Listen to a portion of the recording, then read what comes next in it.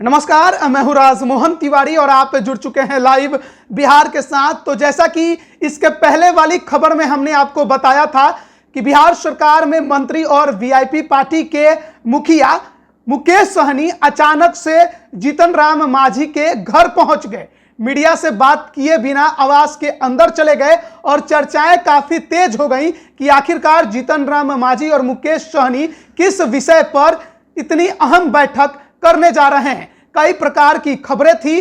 हाल में जिस प्रकार से जीतन राम मांझी सुर्खियों में थे उसको लेकर भी और यूपी चुनाव को लेकर भी हमने आपको कहा था कि यूपी चुनाव लड़ने की घोषणा जीतन राम मांझी ने भी कर दिया है और मुकेश सहनी तो पहले से ही यूपी में फील्डिंग करते दिखाई दे रहे हैं। ऐसे में क्या दोनों एक साथ आ सकते हैं? तो इस पर जब जीतन राम मांझी के आवास से मुकेश सहनी बाहर निकले तो उनसे प्रतिक्रिया लेने की कोशिश की गई तो उन्होंने साफ तौर पे कहा कि अगले वर्ष जो यूपी में चुनाव होना है उसमें मांझी और निषाद एक साथ आपको दिखाई देंगे। यानी बड़ा ऐलान मुकेश सहनी ने कर दिया है। यूपी में मांझी जी के साथ वो गठबंधन करके चुनाव लड़ते इस बार दिखाई दे सकते हैं। सुनिए मुकेश सहनी को। मांझी जी हमारे अभिभावक हैं और मिलना जुलना तो हम लोगों को लगा ही रहता है।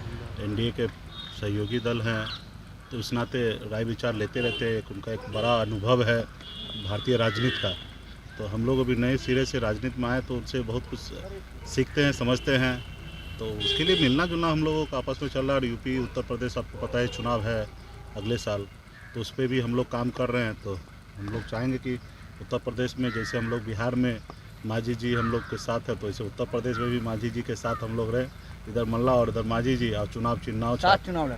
हाँ, ऐसा सब चीज़ हो रहा है। आने वाले समय में ये सब चीज़ देखने के लिए आपको मिलेगा। आलोचना सह रहे हैं आजकल ब्राह्मणवाद की, इस पे लोग ज़बरदस्ती आलोचना कर रहे हैं। इस पर ज़्यादा लोगों को तूल नहीं देना चाहिए। जब मांझी जी स्पष्ट कर दिए कि हम अपने लोगों को बता रहे थे, समझा रहे थे, तो उस पर बहुत ज़्यादा लोगों को टिप्पणी करने की आवश्यकता नहीं। उसके बावजूद भी बोले कि किसी को अगर मेरे बात से अगर तकलीफ आया तो उससे खेत भी प्रकट कर दिए हैं।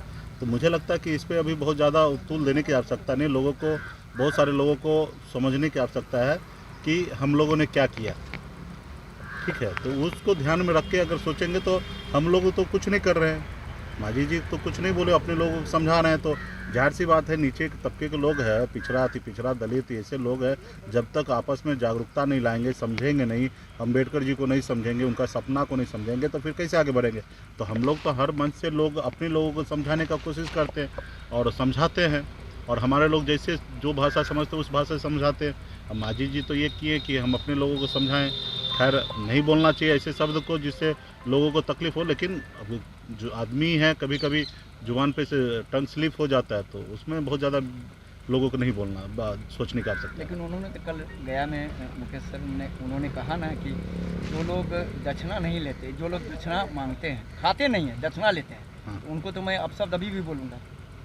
नहीं ठीक है, तो इसी बीच में जो आप मान रहे हैं उनका अपना निजीगत सोच है और उस निजीगत सोच पे उन्होंने जो बोला होगा उस पर आपको जवाब भी देंगे।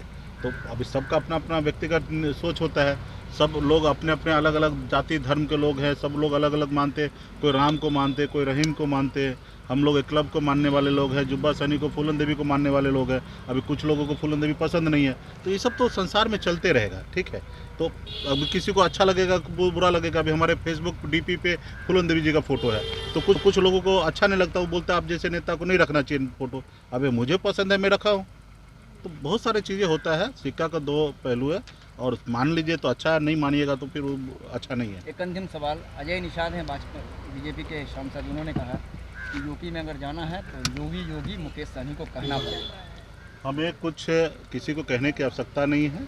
और दरअसल अजय निषाद जी का भाषा नहीं है, वो बीजेपी का भाषा है। और बीजेपी वहाँ अपना काम करे, वीआईपी पार्टी वहाँ पे काम करेगा, मजबूती से अपने पार्टी के विस्तार के लिए हम लोग काम करेंगे और वहाँ पे 165 सीट पे चुनाव लड़ेंगे। बीजेपी के साथ नहीं जाएंगे? नहीं, हम अकेले अपने वहाँ पे चुनाव लड़ेंगे।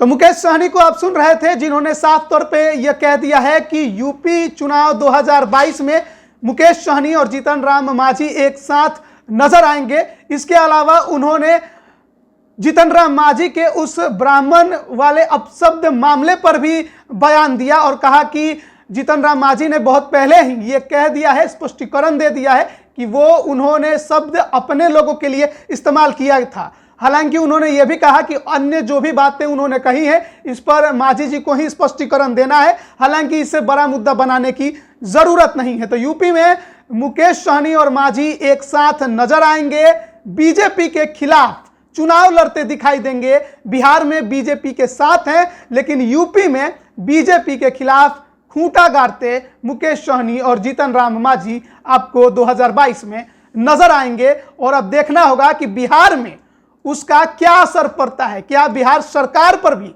असर पड़ेगा। जिस प्रकार से मांझी और जीतन राम मांझी और सहनी जी एक साथ आ रहे हैं यूपी में, तो एनडीए सरकार जो बिहार में है उस पर क्या प्रभाव पड़ता है, ये देखने वाली बात होगी। और अगर आपने अभी तक हमारे चैनल को सब्सक्राइब नहीं किया है तो जल्द से जल्द सब्सक्राइब कर लें, ताकि तमाम अपडेट आप तक जल्द से जल्द पहुंचे। आप सभी का बहुत बहुत धन्यवाद। लाइव बिहार यूट्यूब पर सब्सक्राइब और फेसबुक पर लाइक जरूर करें।